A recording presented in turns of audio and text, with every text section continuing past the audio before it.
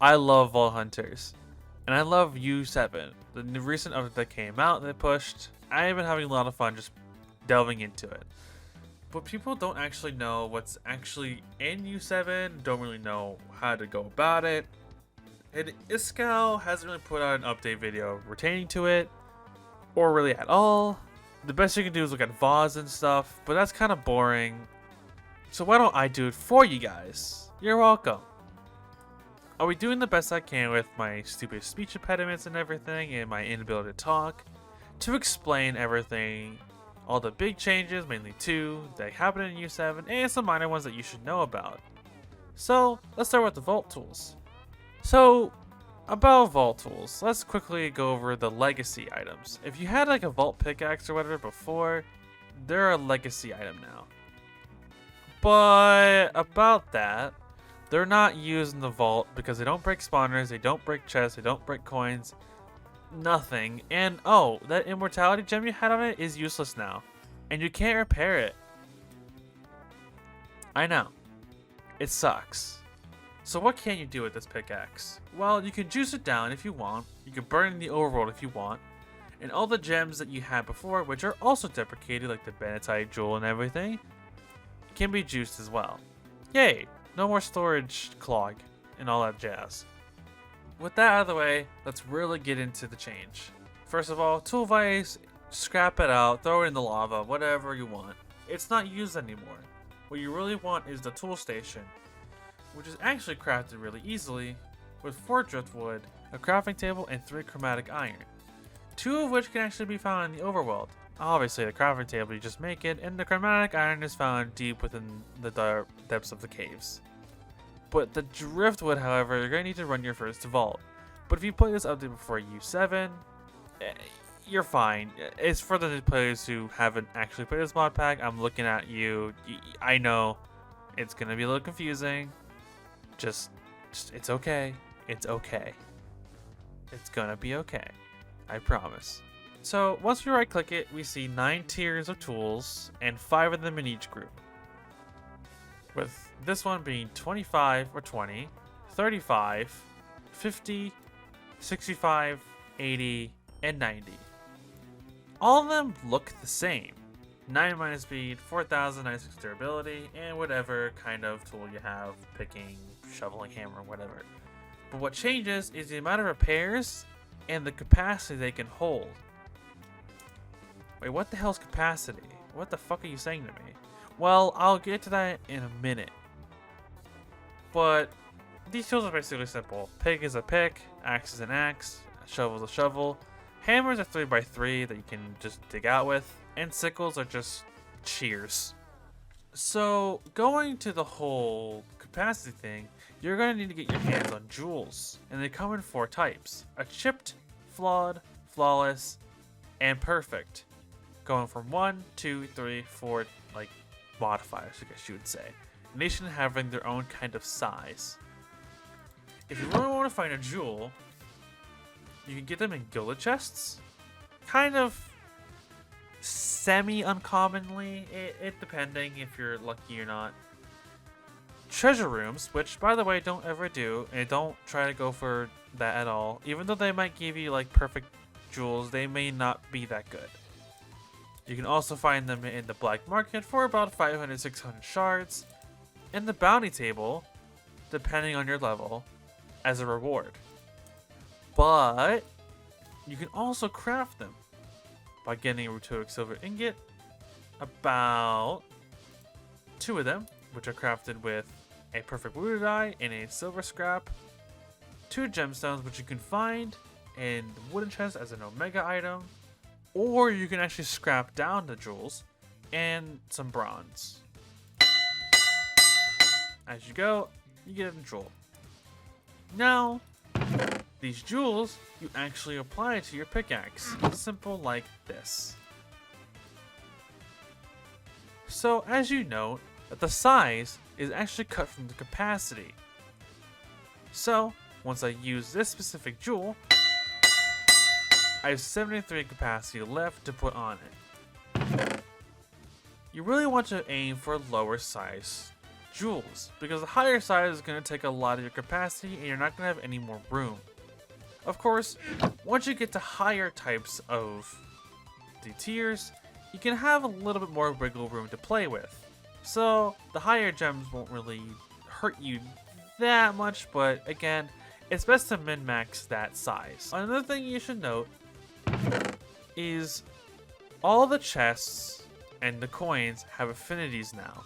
Instead of just getting high mining speed, you need the affinity for the certain type of chest you want to mine to actually break them. So, coin, ornate, living, and wood. But another thing is you're going to need a high mining speed. I wouldn't really recommend trying to go too high, maybe around the 60s or 70s, because the numbers right now are egregiously high as of making this video and talking to you right now. They are changing it as we speak, so again, don't go for like over 100. It's kind of outrageous how it is right now. But they are changing it, so don't worry. That's basically it with the jewels and everything. You just get the jewel, you apply it to your tool, and you just try to min-max as best as you can.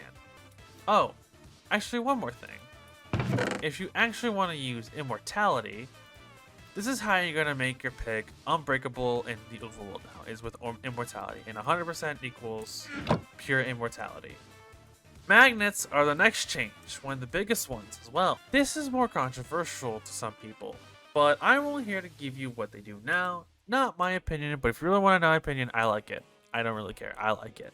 The biggest thing, what they are, is that they are now vault gear, which means they'll actually never lose their ability outside the vault now, which is big. That's huge. It's a big buff. But they also have now kind of a lot of vault gear related like modifiers, which is another big buff.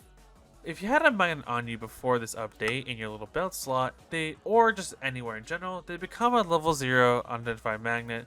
Really, I would just recommend juicing them down because they don't really do anything. You're not going to get much out of it.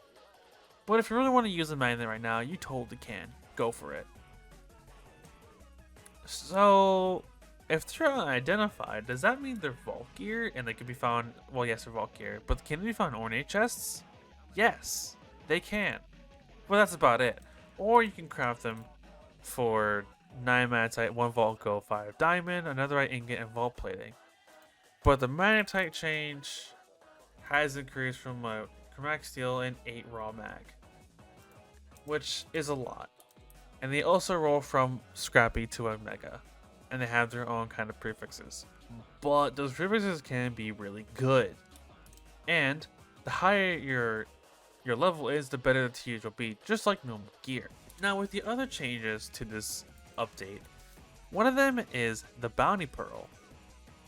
This replaces the amount of bronze you use to reroll your bounties, which is personally an amazing change. You can find these in wooden chests, which are an Omega rarity drop. But honestly, if you just run a lot of wooden chests, you'll find at least 1 or 2, honestly.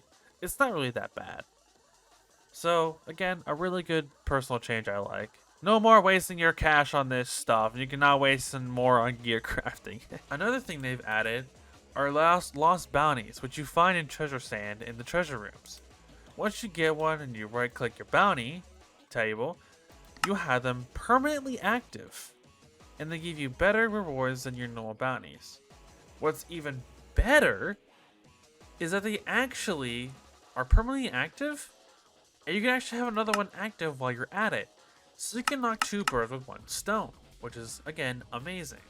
Another change that they've added, or a new addition, is an addition of old notes, which you also find in treasure sand. They're a little bit ominous in terms of like a challenge or like a little thing, but personally, I don't know what they do, and don't tell me if you know. I'm finding out myself on twitch.tv/strikeforce_. I know I'm not original with my YouTube name. Let's just not talk about it. I'm trying to find out myself. Another change that they've added is reach. Sadly, they have removed the reach talent, so your points will be refunded if you went into here. But in return, they've added 2 new skills: methodical and depleted. Both of them are based on your threshold of total mana that you have, and if it's below it. Depleted will raise your damage. Methodical will actually raise your healing efficiency. Personally, I think this is not good, but this could be really good if you run something like Rampage. There are way more changes that I have not added, personally, that I've skipped. So it's best to go over to vaulthunters.gg for more information if you want to see the things I've left out. I hope this video helps you understand the things in U7 that has been updated, changed, or whatnot. And actually, if we do this kind of content more, or just go over simple things or tricks or whatever you have it, just let me know in the comments. If you want me to see you play this mod pack live, go over to twitch.tv/strikeforce. I'm semi-live regularly, unless if I'm busy with my partner, or just real life stuff, or I'm really fatigued. I have really bad physical health, personally. It's a problem. I think I might have chronic fatigue syndrome. But that's okay. Otherwise, I'll see you guys next time.